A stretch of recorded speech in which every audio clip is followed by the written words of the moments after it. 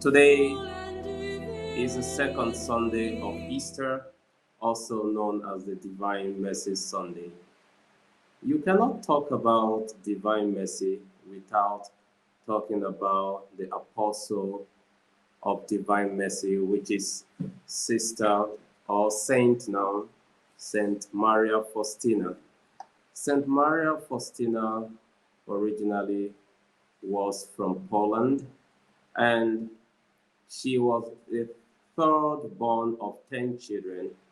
She was born during the time of First World War, and at that time things were very difficult being born in a humble family.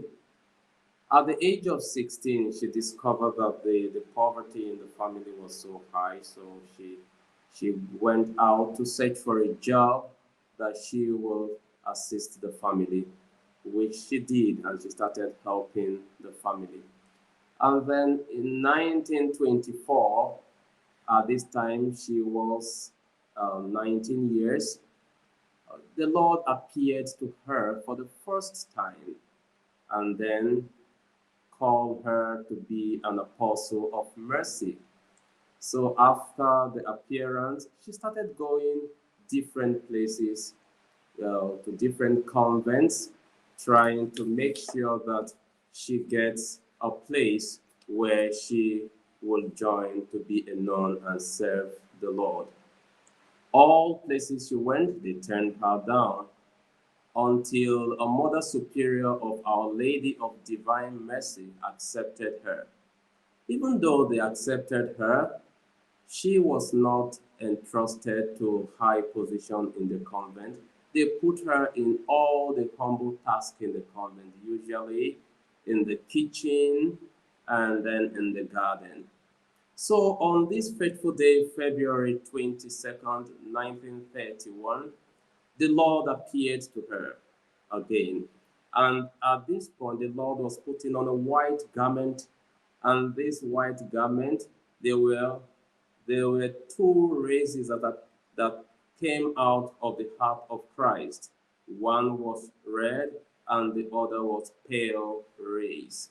So the Lord now tells Sister Maria Faustina then to paint this image.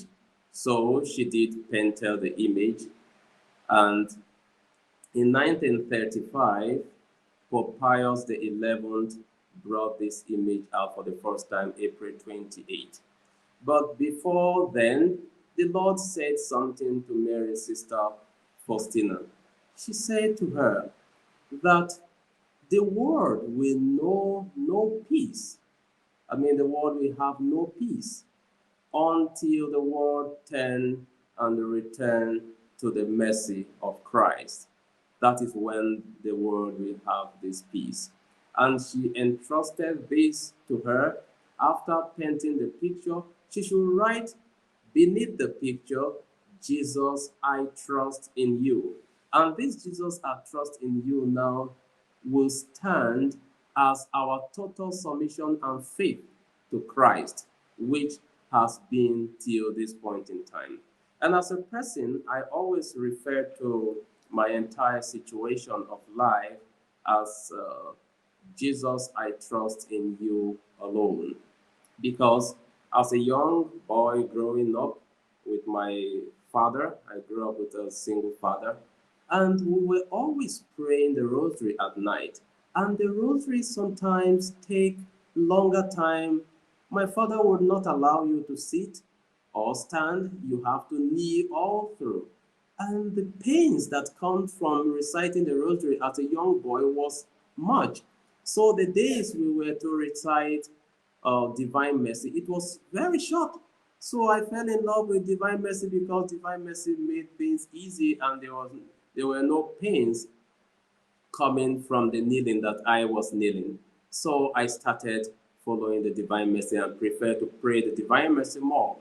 Uh, in 2004, when I went to the seminary, and in the seminary, we were given on arrival, we were given a form to fill, and then we should put a motto. I said, but I don't have a motto as a person. So I decide to say, to put it there, Jesus, I trust in you. And this Jesus, I trust in you has become my motto. Because the very moment the motto you fix there as a seminarian, you have to start living like that.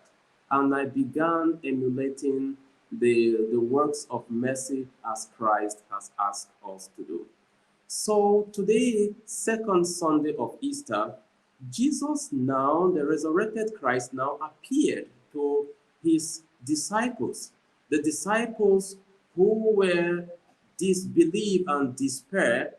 Instead of Christ to caution them, rather what he tries to do through his mercy, he transformed the doubt they had into an ardent discipleship that they will continue to follow in Christ's step. We as a country now have serious crisis that there are killings, different places. You can't pinpoint the exact place that you will say. Today you will say it is in Beaufort. Tomorrow you will see in Soufrière. If you are saying it's in Soufrière, you will see in Castries. If you are saying in Castries, you will see in Grosselet. So all through our island now, we don't have anything that relates to peace now. There is fear. Thank God that through the wisdom of the bishop, we are going to have this work of peace and prayer that we are going to do in Beaufort, Our Lady of Assumption. Now praying and going about on the mercy Sunday, seeking the mercy of Christ, because he said, until you turn to me and entrust yourself to my mercy, the world will have no peace. Therefore, you will see this clearly in the diary of Sister Mary Faustina, page 300. Without us turning to the mercy of Christ, we will not get peace. There is something that some of the extremists will always say because of the mercy of Christ. They will say to us that, look, the mercy of Christ will take us where the justice of God will not allow us.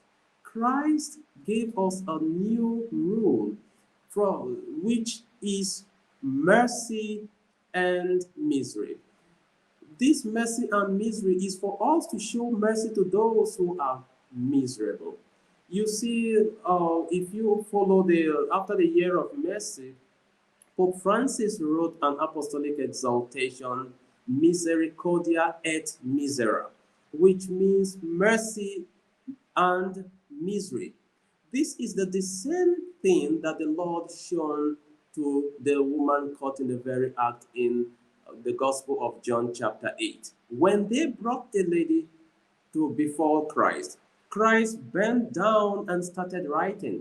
When he started writing, he then asked the people, whoever among you who has not sinned should be the first to cast a stone on her. And all of them, beginning from the elders, dropped the stone. And the Christ bent down writing again. Scripture scholars will tell us that that was a new law given by Christ, which is misericordia et misera, which is mercy and misery. This is a time where we have to reach out as Christian people to bring to the world this mercy of Christ, that Christ will now bring absolute peace in all. Eternal Father, I offer you the body